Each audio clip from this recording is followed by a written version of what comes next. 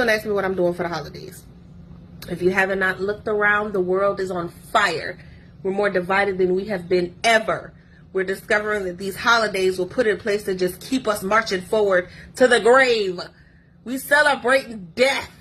That's what we celebrating. Thanksgiving is the taking and rape and pillage of people's land. That's what that is. Christmas is the celebration of capitalism. All you doing is pouring into this country that don't pour into you. I don't know what needs to happen, but something needs to happen, because as of right now, I don't